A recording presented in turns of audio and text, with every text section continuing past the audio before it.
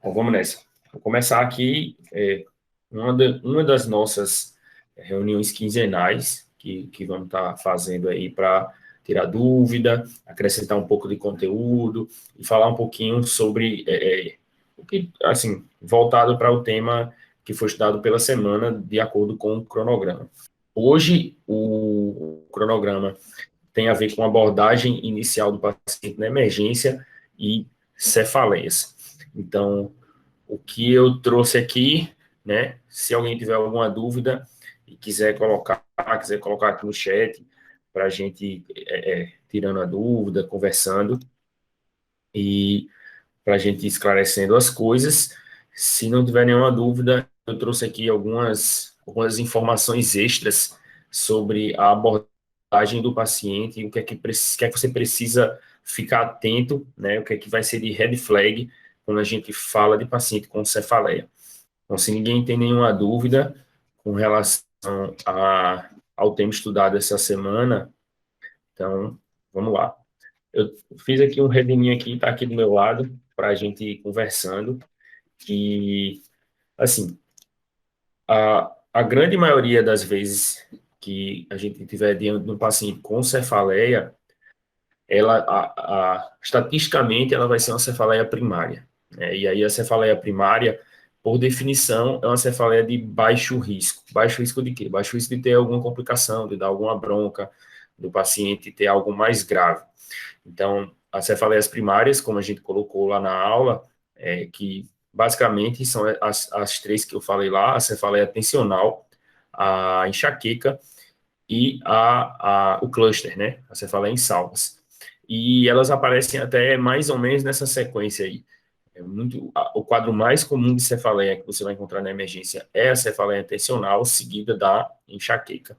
E aí, a enxaqueca tem vários critérios que a gente conversou lá na aula, né?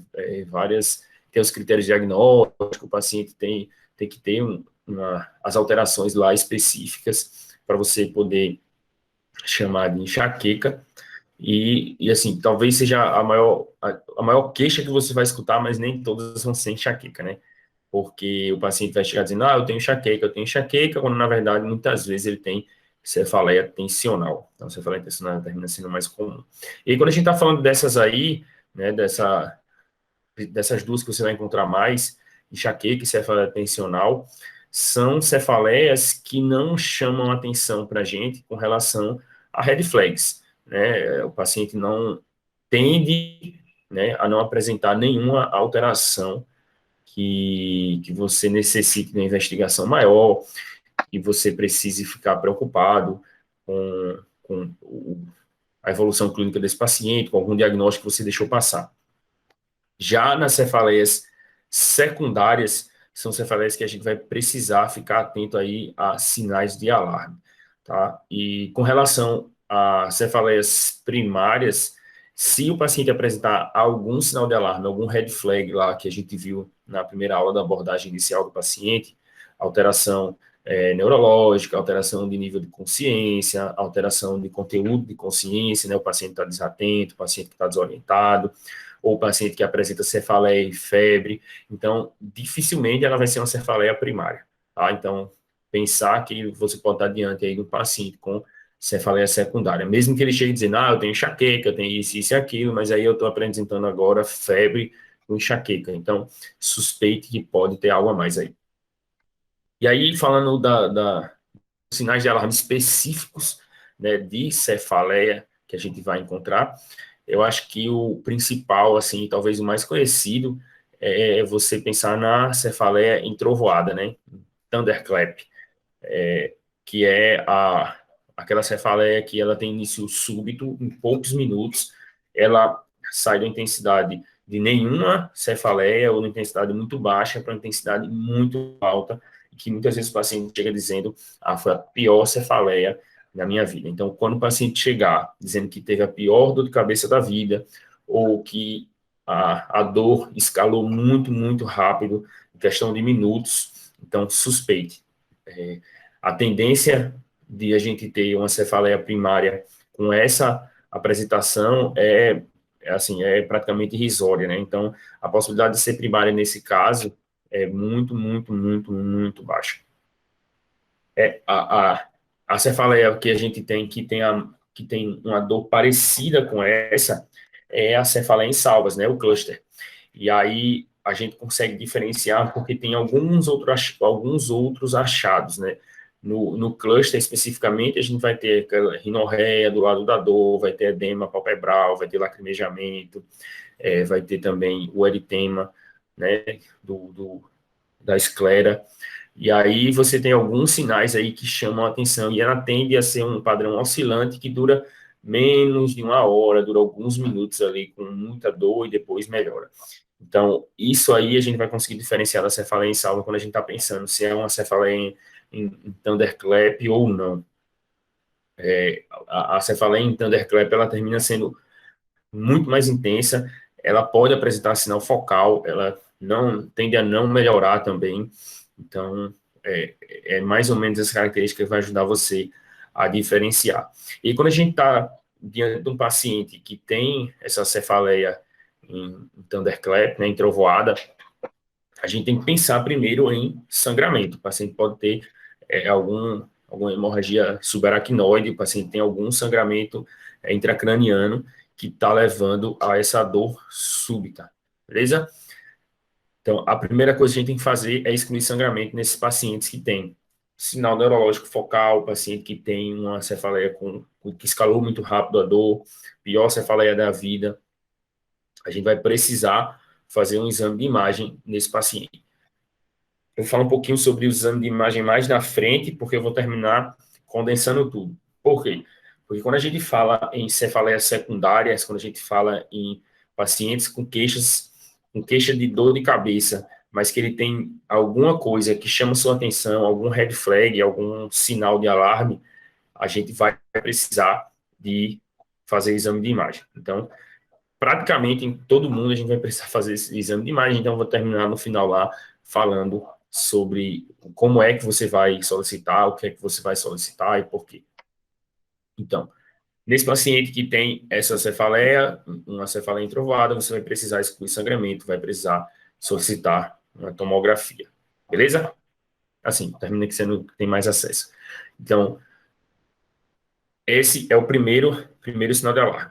Outro sinal de alarme que aí pode estar associado é sinal focal, né? Então, tem a ver lá com o exame físico da abordagem inicial do paciente, o paciente que ele tem alguma alteração visual, é o paciente que tem alguma alteração motora, é o paciente que tem algum outro sinal focal, algo que chama atenção, para você investigar melhor isso aí. Então, se o paciente tem algum sinal focal, você precisa investigar se existe alguma lesão neurológica, seja ela sangramento, seja ela massa, seja ela isquêmica. Então, você precisa investigar isso aí. Óbvio que quando você estiver avaliando o paciente, quando você estiver abordando o paciente, coletando história, tudo isso aí direitinho, você vai já direcionar muitas vezes para alguma possibilidade diagnóstica. Então, especificamente no paciente que tem sinal focal, a gente termina pensando primeiro em AVC, pode ser hemorrágico ou isquêmico. Mas no paciente que chega com queixa de cefaleia, a tendência é a gente pensar primeiro em sangramento, por essa questão aí de pior cefaleia da vida. Outra outra situação que chama atenção é quando você tem uma cefaleia muito intensa e que o paciente refere que nunca teve nenhum episódio prévio. Então, um paciente que chegou, nunca tive nenhuma dor de cabeça e agora estou começando a ter uma dor de cabeça muito intensa. Isso aí é importante você investigar. Se não tiver nenhuma característica que chama atenção no exame físico, tudo pode se tratar aí de uma cefaleia atencional, mas você não pode dizer que é enxaqueca. A priori, você não pode dizer que é enxaqueca. Porque, por definição clínica, por definição de critério diagnóstico, a enxaqueca você precisa ter pelo menos 5 eventos. Então, você não pode chamar de enxaqueca de cara. Você tem que avaliar, tratar e, assim, algumas vezes investigar esse paciente. Se é um paciente sem sinais de alarme, observa, vê, colhe uma história um pouco mais detalhada para ver se tem algo que chame mais atenção.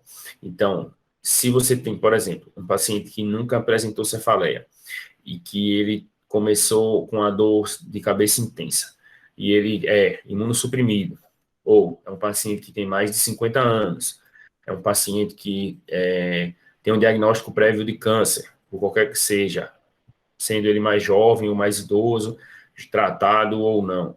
Então, esse paciente aí, você tem que ficar atento. Por quê? Porque é uma mudança no padrão normal dele. Até no paciente que já apresenta cefaleia e que ele apresentou uma mudança no padrão de cefaleia, por exemplo, eu tinha dor de cabeça uma vez no mês e era uma dorzinha fraca que melhorava com dipirona. Agora tem 3 meses que eu tenho uma dor de cabeça de forte intensidade, que eu tomo dipirona, não melhora, estou tendo que vir na emergência. Então, isso aí é uma mudança de padrão no paciente que tem cefaleia.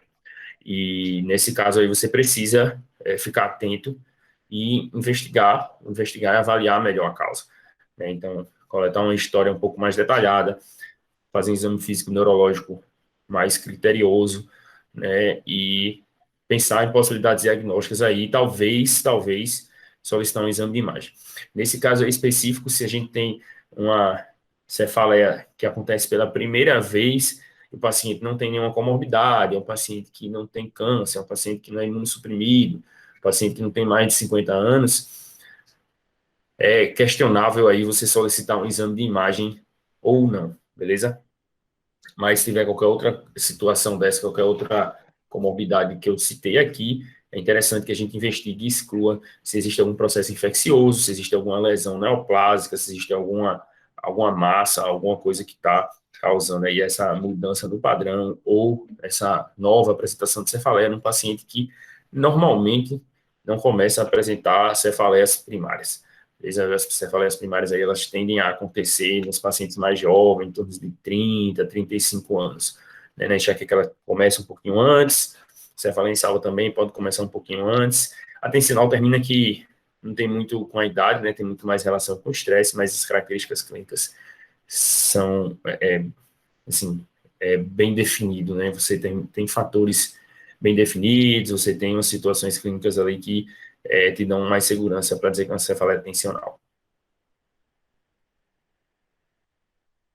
Outra coisa, paciente que está com a queixa de cefaleia, né, deu entrada lá, referindo que está com dor de cabeça, e ele tem uma infecção associada. Né, um paciente que tem cefaleia e febre, o paciente que tem uma infecção, uma topografia próxima ali da cabeça, por exemplo, paciente com sinusite, paciente com faringite, paciente com otite. Então, o paciente que tem algum quadro infeccioso, uma topografia ali da cabeça que pode ter uma complicação relacionada a isso aí, por exemplo, o paciente com faringite, ele pode fazer um abscesso, né? O paciente com otite pode ter uma complicação também com abscesso, o paciente com sinusite pode ter uma complicação com abscesso, o paciente pode apresentar mastoidite, o paciente pode ter algumas complicações ali por contiguidade, uma progressão da infecção por contiguidade. Né? Então, naquele local ali que tá com um processo infeccioso, está com acúmulo de secreção, com presença de bactéria ali, né? Um ambiente propício para as bactérias crescerem, proliferarem, ele pode ter uma piora ali, formação de abscesso, ter alguma lesão ali por contiguidade. E isso vai fazer com que o paciente tenha dor de cabeça. Ele vai chegar procurando você com um relato de dor de cabeça, mas a causa da dor de cabeça não é a causa ali orgânica específica de cefaleias primárias. Né? A gente vai ter uma causa secundária, né? A gente tem um abscesso, a gente tem infecção, alguma situação clínica que está levando a essa cefaleia. E aí, nesse caso aí, o paciente apresenta também cefaleia e febre, né? Dificilmente a gente vai estar diante de um paciente com cefaleia primária. Né? Por quê? Porque provavelmente ele tem um quadro infeccioso que está causando essa cefaleia. É uma cefaleia relacionada a uma virose? É uma possibilidade. É uma cefaleia que pode estar relacionada a uma virose. Pode ser também uma cefaleia relacionada a uma meningite. O paciente pode ou não ter meningismo, o paciente pode ou não ter alterações clínicas mais exuberantes quando a gente está falando no quadro de meningite. Então, ficar atento aí, paciente que está infectado com cefaleia, a gente ficar presente para essa possibilidade diagnóstica aí, que é uma doença que tem é uma doença importante, de morbidade importante, então é importante que você esteja presente para essa possibilidade, para que não deixe passar. Então, paciente infectado com dor de cabeça, é importante a gente ficar ligado o que é que pode estar causando. Os sinais, outros sinais clínicos, sinais da história, queixas do paciente vão te ajudar a você excluir ou chegar mais perto de uma possibilidade diagnóstica num quadro mais grave. Mas, importante ficar atento aí. Cefaleia com febre, provavelmente, muito, muito provavelmente, não vai ser uma cefaleia primária.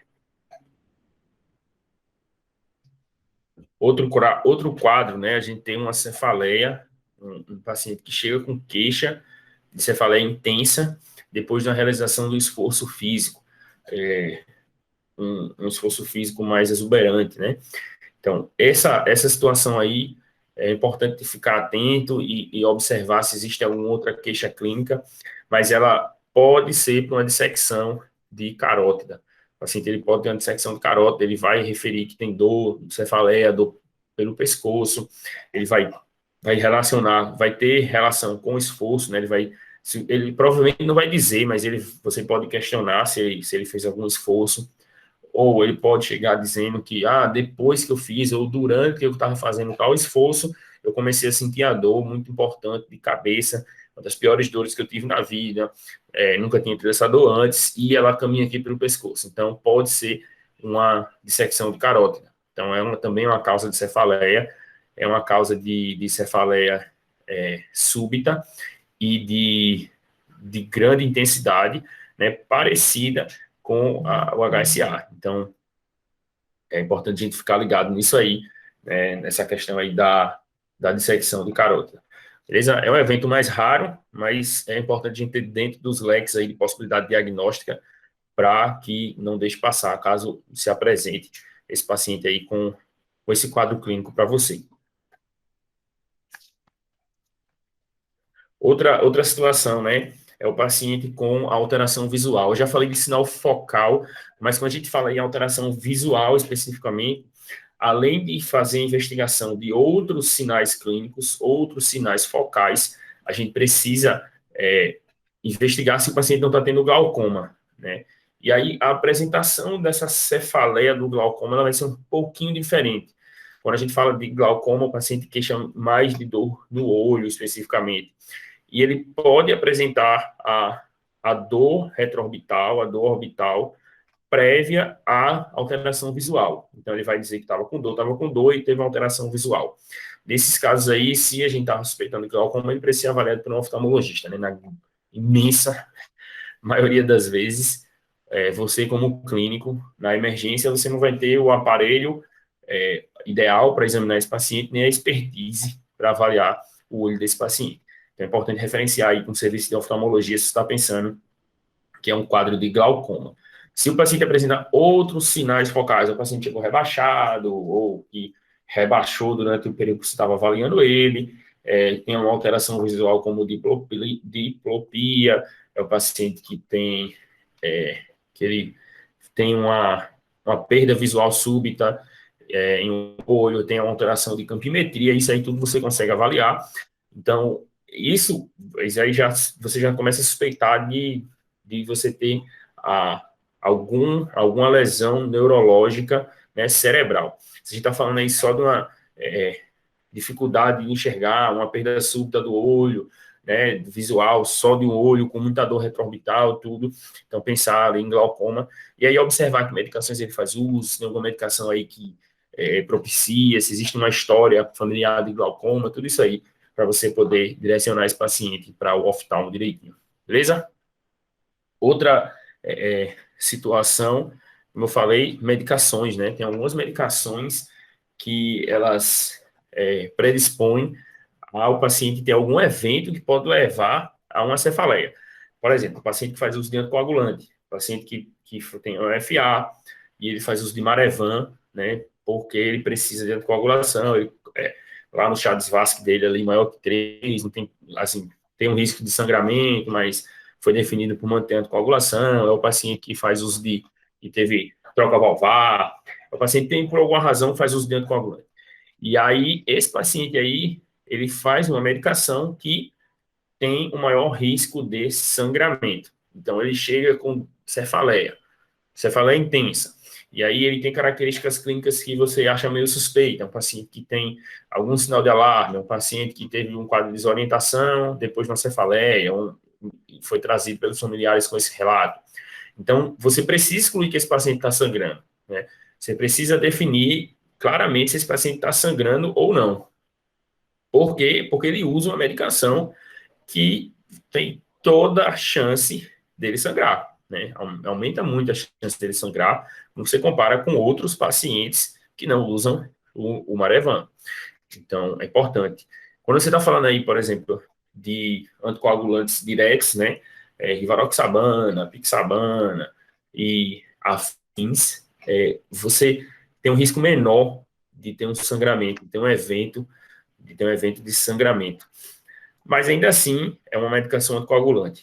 O paciente faz uso de AS também, é uma medicação anticoagulante, você precisa estar atento para ver se esse paciente não vai apresentar um sangramento do sistema nervoso central. Beleza? Outra situação clínica também, que vai ter um risco um pouquinho maior quando a gente fala de cefaleias, são gestantes e puérperas. A gente tem que estar atento aí no paciente que é gestante, é um paciente puérpera aí com poucas semanas, se ela não está fazendo alguma trombose, se ela não está fazendo alguma síndrome clínica relacionada à gestação e o puerpério. Então, ficar ligado aí, ficar mais atento e investigar outras possibilidades, ver como é que está a pressão, ver sumário de urina, investigar se tem proteinúria, ver como é que está enzimas hepáticas dessa paciente, para você não deixar passar algum quadro clínico mais importante. Não é toda gestante com cefaleia que você vai precisar fazer toda essa investigação diagnóstica. Mas quando ela tiver uma cefaleia mais importante, é interessante que você, pelo menos, verifique esses sinais vitais, sumário de urina, são exames aí que vão te ajudar a direcionar essa paciente da forma mais adequada e da forma mais segura e talvez até liberar essa paciente caso não venha nada alterado e provavelmente ser uma cefaleia tensional ou algo mais tranquilo. Beleza? E aí, assim, basicamente são esses sinais de alarme que você tem que ficar ligado, né? Particularmente dor súbita, né? A cefaleia em thunderclap, né? Que é a dor de cabeça em trovoada, que ela começa muito rápido, escala muito rápido a dor. Então, ficar ligado nisso aí, ficar ligado se existe alguma alteração de sinal vital. Então, paciente com febre, um paciente muito taquicárdico, um paciente que ele está desorientado, né, com alguma alteração neurológica, o paciente está desorientado, o paciente que está mais sonolento, o paciente que está desatento, o paciente que ele era normal, estava tudo direitinho, a família está dizendo que ele está apresentando algum delírio, né? Então, o paciente que tem alguma alteração do sistema nervoso central, é importante ficar ligado. Paciente com alteração sinal vital, paciente com cefaleia em thunderclap, paciente que muda o padrão de cefaleia, paciente acima de 50 anos, ficar aí bem atento às queixas, né, desse paciente, e particularmente os pacientes que modificam o padrão, e nesses pacientes acima de 50 anos que nunca tiveram cefaleia, que começaram a apresentar cefaleia. Então, essa mudança de padrão de cefaleia, esse paciente que tem mais de 50 anos com a cefaleia nova, e os pacientes imunocomprometidos, né, paciente HIV, paciente com câncer, paciente que tem alguma doença que leva à imunossupressão, apresentando a cefaleia ou algum outro sinal vital alterado, ficar ligado para não deixar passar um paciente com massa, um paciente com infecção do sistema nervoso central, ou um paciente que está sangrando. Beleza? Quanto às imagens, a gente viu aqui o que é que chama atenção num primeiro momento que você está abordando o paciente, e aí cada situação clínica, cada quadro clínico desse aí que eu falei, de possibilidade diagnóstica, ele vai ter uma condução específica, mas no geral, essa cefaleia secundária, a gente vai precisar de exames de imagem. E aí, quais são os exames de imagem que a gente pode fazer? Tomografia ou ressonância. Eu já falei pensando no paciente que está sangrando, com sangramento do sistema nervoso central, de fazer a tomografia. Por que a tomografia? Porque a tomografia ela é mais rápida e mais disponível. Mas se você tem possibilidade de fazer uma ressonância no seu serviço, muitas vezes é preferível, porque o paciente, principalmente está pensando em lesão de partes moles, né? Assim, a gente está querendo ver cérebro, tudo, então ele termina sendo um pouquinho melhor, você consegue ver melhor quando a gente está falando de ressonância. Mas se você não tem disponível, que é a realidade da maioria dos lugares, é não ter uma ressonância tão fácil, até porque é um exame mais demorado também, é fazer a tomografia para excluir sangramento. Já com a tomografia, você consegue ver se está sangrando, você consegue ver se o paciente tem edema cerebral, você consegue ver se existe desvio de linha média, se existe alguma alteração anatômica que leva a esse quadro clínico, né? Se existe alguma alteração que te ajuda, né, na definição desse diagnóstico, na definição dessa queixa desse paciente. Com a ressonância, às vezes ele fica um pouquinho melhor, tem uma acurácia um pouquinho melhor para alguns achados, mas a tomografia já vai te ajudar muito. E aí você pode contrastar ou não essa tomografia.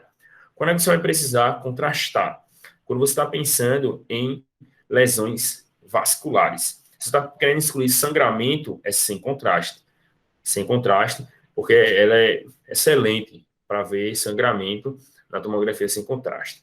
Mas se você está pensando em alguma alteração vascular, um paciente que você está pensando, porra, ele pode ter uma alteração, uma malformação arteriovenosa, ele pode ter uma dissecção de carótida, ele pode ter alguma alteração vascular aí, alguma coisa que pode estar acontecendo com os vasos dele. Então, a gente precisa contrastar, beleza? A gente precisa ver com contraste para a gente poder enxergar melhor os vasos. Algumas lesões cerebrais, a gente também só vai encontrar com contraste. Mas se você está pensando que o paciente tem algum sinal neurológico focal, você viu que o paciente tem sinal neurológico focal, o paciente tem alguma alteração, e ele não tem nada na tomografia sem contraste, no exame sem contraste, pode ser que seja alguma lesão ali que seja da mesma densidade do tecido cerebral, mas vai ficar difícil para todo mundo diagnosticar. Então, nesses casos aí, você está pensando em algum quadro infeccioso específico, que só apareça com contraste, tudo, tem situações clínicas que acontece isso, mas aí vai ter mais achados do exame físico e da história clínica desse paciente que vão sugerir essas possibilidades, beleza? E a ressonância é similar, né? Então, assim, no caso, a gente está pensando no paciente, se a gente tem disponível uma ressonância e a gente quer ver vaso, é importante a gente contrastar. Lembrar de ficar atento aí com relação à função renal quando a gente fala do contraste para a ressonância, né? Assim, a lesão renal pelo contraste da tomografia é algo meio incerto, meio controverso. Eu, particularmente, defendo que ela é uma alteração que não é real, né? Assim, existem vários estudos aí que mostram que o contraste ele não modifica a função renal, mesmo que você faça preparo ou não, etc, etc. Porém, quando a gente fala do contraste para ressonância, existe uma entidade clínica relacionada a essa infusão de contraste nos pacientes que têm uma função renal comprometida, que ela é irreversível. Então, nesse caso aí, é importante você ficar atento para a função renal, porque você não quer que o seu paciente tenha uma situação, um quadro raro, né, de descompensação, de piora da função renal súbita relacionada à infusão do contraste da ressonância. Beleza? Então, acho que era isso que eu queria falar com vocês. Obrigado pela presença. Se você não viu e está assistindo aqui a gravação, né? Muito obrigado por ter chegado até o final aqui, ter assistido. Se ficou alguma dúvida, deixa aqui nos comentários e vamos ver se ficou tudo claro aqui para quem estava assistindo ao vivo. Até a próxima. Daqui a 15 dias temos uma nova aula ao vivo aqui para a gente tirar dúvidas, discutir, falar um pouquinho sobre os temas relacionados ao cronograma aí das próximas semanas. Beleza? Valeu!